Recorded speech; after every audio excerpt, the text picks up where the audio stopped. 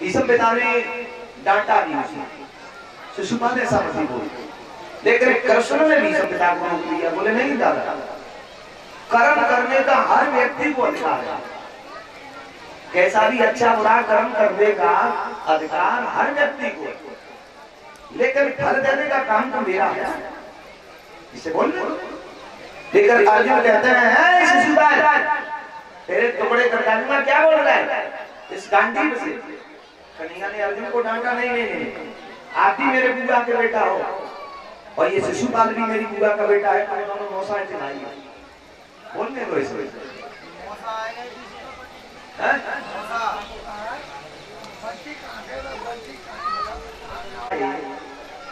तो वो कहे कि काहे तू इतनी एक गरीब आदमी जंजीर सोने की पहने आ गया, तुम्हारे आदमी पूछे रे काहे जा करते लाओ तो पे कल तो चप्पल को हिलो नहीं हो जी, 1 लाख की जंजीर कहां तेरा गरीब आदमी ओ भैया को पैसा वारो सेठ ताकि ना 10-5 किलो सोना इतने तेरा हो है और एक ढेल लटका ले बात है, को पूछे काहे करते लाओ तो देख भी हमारा बाको तो काम हम भगवान के लिए ये ऐसी कौन सी चीज अजय हो सकती है जब वो कुछ भी कर सकता है।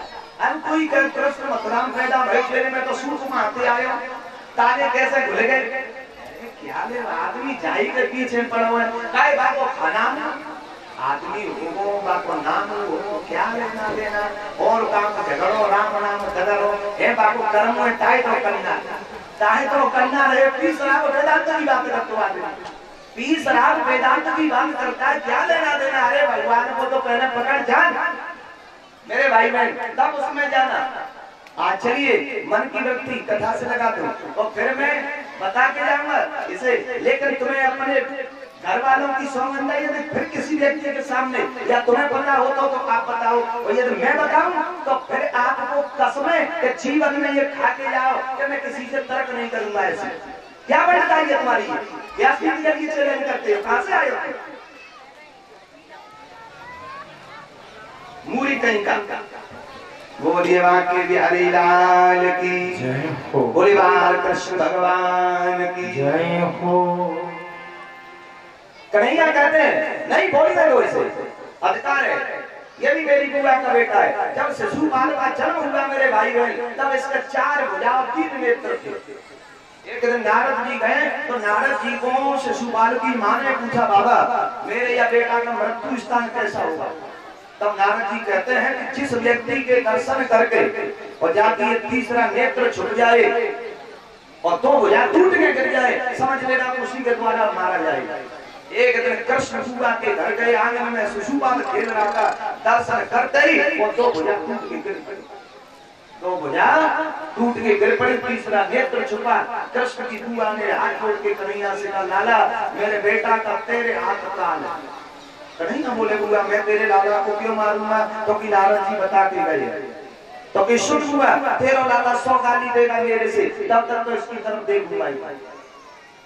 100 बोले हाँ 100 कम ना देंगे, और 100 ते एक ऊपर निकाल दी तो हाथ छोड़ देना कि मेरा बेटा आता तो 99 तो रोज ही देते हो। जैसे मंजन करते हैं दांतों फेस्ट करते हैं, ये शिशुपाल का मंजन था कृष्ण को 100 गाली देना रोज देनी, इससे कहते हैं भजन। भजन है ये, और मैं कह रहा हूँ मंदिर नहीं जा सको कोई बात नहीं है, भोग नहीं लगा सको कोई बात नहीं है, लेकिन इससे गाली दो आप गाली दो फिर भी वो तुम्हारा कल्याण कर देगा, लेकिन देनी पड़ेगी मेहनत से। ऐसा ना कि हवाई जहाज मेरे को बैठे हुए तो अरे हमने बड़ी मेहनत करी है, लाखों भलो हवाई जहाज में उड़ रही है और पैर में कांटो लग दो हाइट नहीं मर जाते हैं पूरा पर वो कांटो भगवान से लगाए। ऐसा नहीं, खाते पीते उठते बैठते सोते फिरते भगवान को 100 गाली दो, अपना दुश्मन मान लो, शत्रु मान लो, काल मान लो, मित्र मान लो, जिनकी रही भावना जैसी प्रभु मूर्त देखी दिन तैसे 100 गाली देना शिशुपाल का ये भजन था उसका। आज मेरे भाई बहन जैसे ही देखा कन्हैया गिनते रहे 99 हो गई 100 हो गई, अब भी मान जाए लेकिन न माना तो चक्कर छोड़ दिया, तो घर से शीश अलग कर दिया। हजारों लोग देख रहे थे उसमें से एक ज्योति निकली और ज्योति में तो तेजस्वी पुरुष निकला और एक विमान आया और विमान में बिठा करके अपने काम के लिए भेज दिया। बताइए कन्हैया से बड़ा दयालु हमारे लिए कौन हो सकता है? हमसे समाज में कोई एक शब्द बोल दे तो सारा जीवन हमें घुटन होती है, तुम फलानी जगह मेरे बहुत अपमान करो। और मेरे गोविंद को है दरबार में हजारों लोगों की भीड़ में एक से एक गाली सुनाई शिशुपाल ने, लेकिन फिर भी मेरे गोविंद ने उसे सायर की मुक्ति दे दी। सम्मति बना यज्ञ में जैसे तुम्हारे यहाँ परसों भंडारा बड़ा भंडारा है तो काम बटेंगे कि नहीं बटेंगे? बांटे जाएंगे, फलाने पुरा के ये करेंगे, कहीं पद पर किसी को पूरा दे जाएंगे, क्योंकि यज्ञ बिगड़ना नहीं चाहिए। चाहे तो संतता हो और चाहे एक गृहस्थता हो, यज्ञ बिगड़ना नहीं चाहिए। यदि यज्ञ बिगड़ता है कहीं तो ये काम जोरियन की नहीं, वो क्षेत्र इतना पापी होता है कि उस क्षेत्र में संत को पानी पीने का धर्म नहीं कहता जहाँ यज्ञ बिगड़ता है। तो कन्हैया ने कहा सम्मति बनाओ, यज्ञ बिगड़ना नहीं चाहिए। हाँ बनाइए। तो सबसे महत्वपूर्ण वस्तु क्या है यज्ञ में? सबसे महत्वपूर्ण वस्तु है यज्ञ में दान। जितना दान यज्ञ हो जाए उतना यज्ञ सफल होता है कि नहीं? और ये परम 100 मन के 150 मन के पूरा खाते होते तुम्हारे पास बढ़िया दान नहीं होते जाने आपके सहयोग से तो हो रहा है सब कुछ। मेरे भाई बहन हम तो भाई बहन चले चले 7 दिन कथा करेंगे, 7 दिन हम भाई तो आप उतना नहीं बताए। मेरे भाई बहन आपका इतना योगदान अच्छा नहीं होता तो ये 10 भट्टी लाइट चलती आपके दान। तो यज्ञ में सबसे महत्वपूर्ण वस्तु है दान। तो दान का काम किसे दिया है? दुर्योधन। दुर्योधन को क्यों दिया? दुर्योधन पांडवों से लड़ाई रखता है, बैर करता है, तो ये दान पर बैठा तो 10 की जगह हुई था 40 देखो क्यों देखो कि पांडव बर्बाद है। लेकिन दुर्योधन दान देने पे वो खजाने से लाने के लिए कर्ण है, कर्ण वरदानी है, 10 निकालेगा खजाने से 20 हो जाएगा। अब बता तो पहला काम। और दूसरा काम यज्ञ में भोजन भंडार। भोजन भंडार का काम किसे दिया? भीमसेन।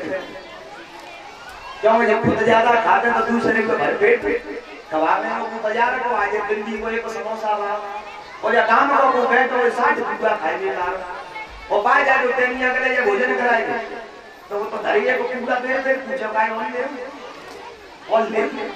अब भाई का बताओ तो अपन ही जानो एक समोसा खाएंगे वाले भाई का पता होगा 2.5 किलो भात। ऐसे व्यक्ति को परोसने में नहीं रखते। हाँ मेरे भाई बहन, तो भोजन भंडार का काम भीमसेन को क्यों दिया? मैंने तो देखा कई जगह कि पहली 5 साबुन की बैठी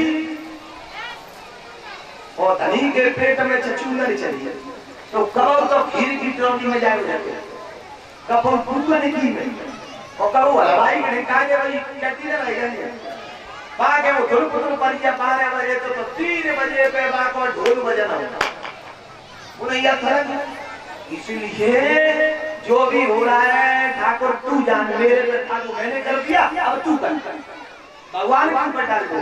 तो भोजन भंडार का काम भीमसेन को। और परोसने का काम किसे दिया? परोसने का काम दिया द्रौपदी। द्रौपदी कहाँ की थी? पंजाब की। पंजाब को संस्कृत में पांचाल कहते हैं। पांचाल नरेश की पुत्री होने के कारण द्रौपदी का एक नाम पांचाली था, पर वैसे तो आज मेरे भाई बहन जैसे ही देखा अब कन्हैया कह रहे गाय भैया सेवा काम है तो मुझे घर ही घर के ले ले हुए तो फिर हम गाय को बुलाए भाई अब सब काम है तो मैं जे संभाल ले जब यूनियन के तो जे अंतिम तो काम हमारे पड़ोस में अतन देव तो कहे भैया मैं तो कछु सहयोग करने के लिए तुम हाँ तो बताइए। कन्हैया बोले तो हम काय को बुलाए? बोले तुम क्या करोगे कि कृष्ण पादा बने थे हम ये लोग आएंगे भागवत यानी भंडारे में उनके जो पैर धोएंगे भोजन कराएंगे पत्थर उठाएंगे हम पत्थर उठाने का भगवान ने काम काय को पत्थर उठाए रूठ जाओ नहीं रूठेगा। भगवान ने पत्थर क्यों उठाई? भगवान ने पत्थर उठाने का यही कार्य संसार को बोध दिया है। भगवान ने जो लीला की है वो हमें समझाने के लिए आदमी को बताने के लिए भगवान ने पत्थर इसलिए उठाई कि यदि कहीं संत मंदिर पे आप जाओ तो कम से कम मैं तो तुम्हारी भली आदमी और की उठाए रहा हूँ, पर तुम अपन ही पत्थर को उठाए के डाली।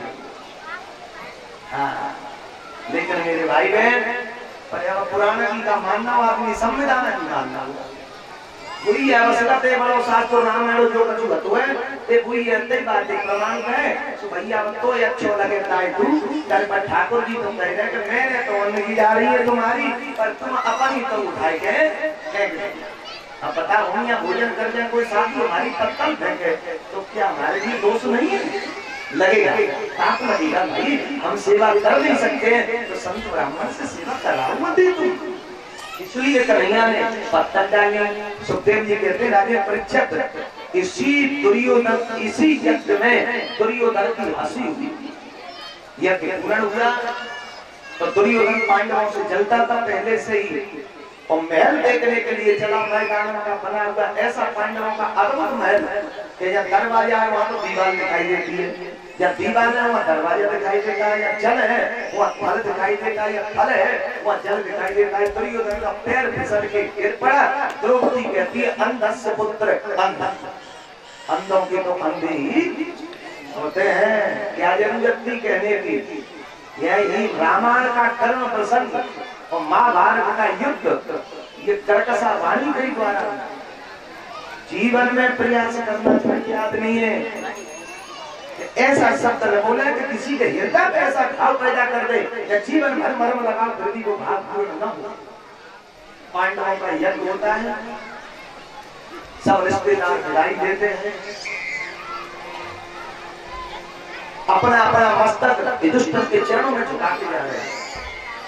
कृष्ण विदाई देते हैं द्वारका के लिए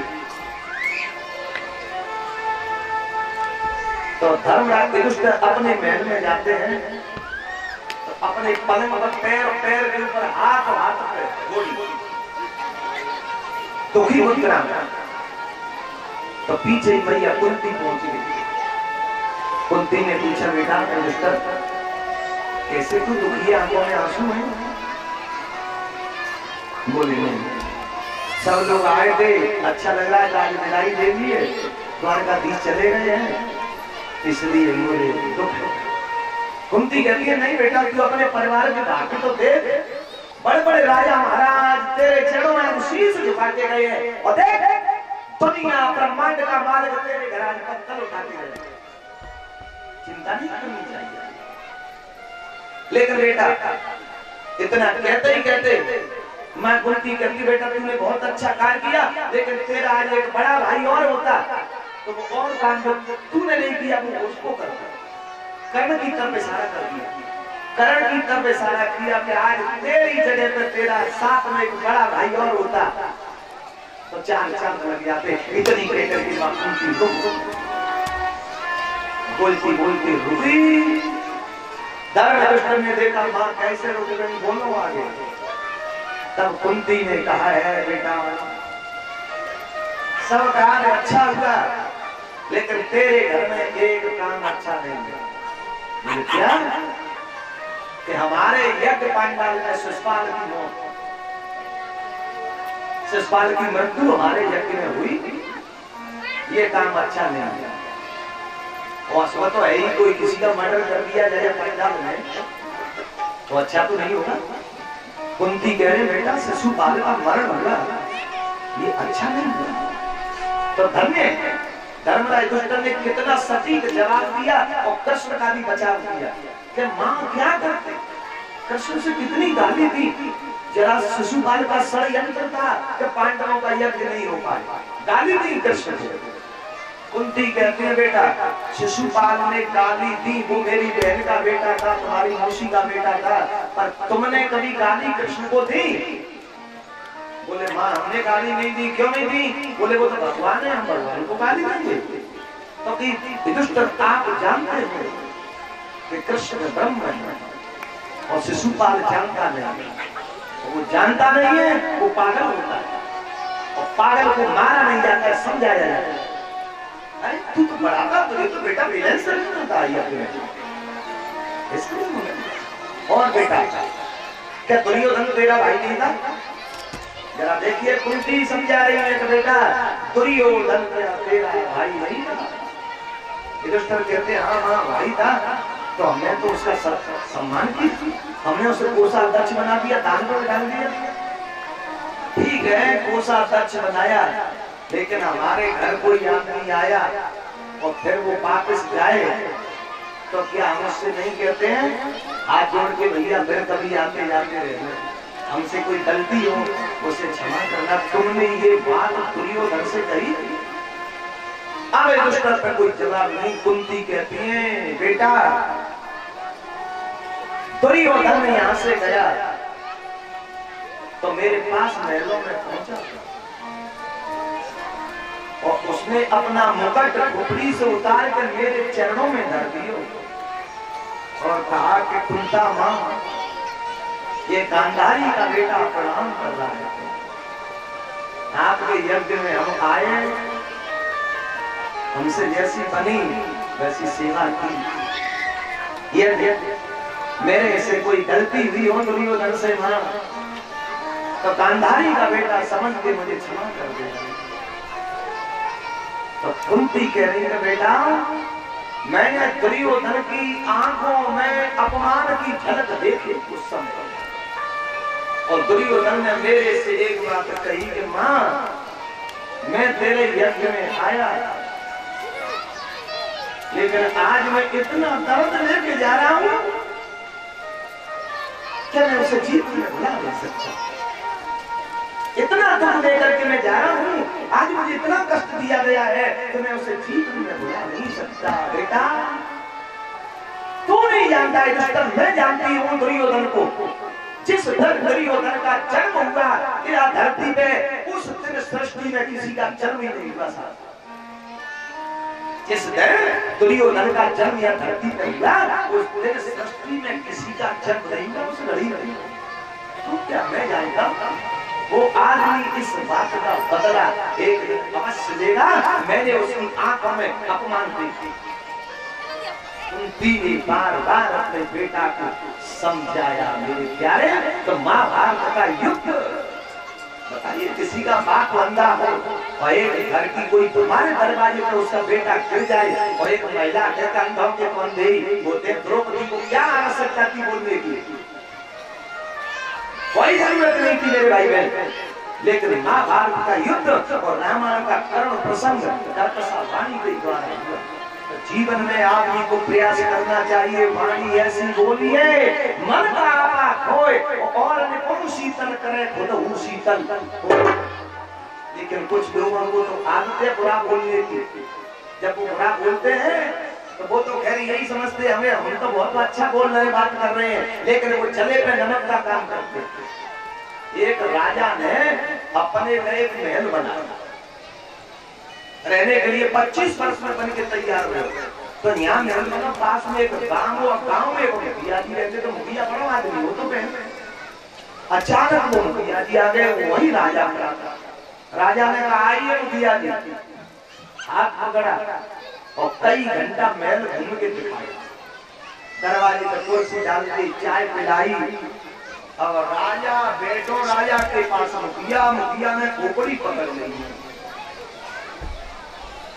राजा ने कही महाराज परेशान हो मुखिया जी, दर्द हो रहा है सिर में?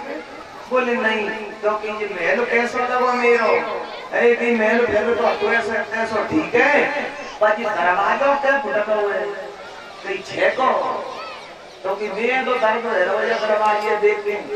राजा ने कही मेरो घर मेरे मूर्ति काई को दर्द है, कई मेरियो दर्द है, चिंता सताई रही है कि तुम्हारी लंबाई है 7 फुट की और दरवाजा 6 फुट को, महाराज तुम मरोगे तो जाने तो तुम्हें हम कैसे निकालेंगे? राजा ने कही मूर्ख अब जाने गृह प्रवेश नहीं हो तो मेरी डेट बॉडी निकाल, दरोगा को बुलाया, ले जाए इस मूर्ख को जेल में डाला। मुखिया चले तो पैर में मुखिया की पत्नी मुखिया कई महाराज मुखिया जी आए थे, कई बड़ा मूर्ख है तेरा पति। मुखिया कहती है उससे क्या कि मेरे से कहना था कि मरोगे तो कैसे निकालेंगे, दरवाजा छोटा पड़े। अरे कि महाराज बा डोकला की तो बुद्धि खराब है गई है पत्नी बोली तब तो डोल पे ले लटका जंते पड़ी बा पुरानो निकाल दो जेल में तो महाराज बिल्कुल चिंता मत करो टेंशन मत ले मैं गए सो बढ़िया आ रहा घर वाले कलिया काट दे को तुम मर जाओगे तो तुम्हारे को टुकड़ा करवाएंगे बीच में तो कहीं निकल जाओगे राजा बोलो जी बाबू की अम्मा की तरफ से चली जाएगी अंदर जेल में डाल दिए। अब शाम को उनको बेटा की महाराज मम्मी पापा आए थे क्या राजा बोले बड़ी तेरी माता पिता मुंह के बाप कह रहा था कि मरोगे तो कैसे निकालेंगे और माँ कह रही कि दो टुकड़ा करवा देंगे। अरे महाराज तुम्हारा जान तो 60 वर्ष में तुम्हें तो रिटायर कर दिए तुम्हारे यही जब बुद्धि सटी आई है छोड़ दो न तो सीधे निकाले देगी जरूरत ओना टुकड़ा करवे की तुम आपरी आनंदी तनो बड़ो पांडाल जैसो जा ठहर बीच में तुम्हारा संस्कार कराए देमो राजा ने कहीं ने जितो हवा को हवा बैठी रहो जितो भगा जा तो दक्षिण लोग में आदत है बुरा बोलने की।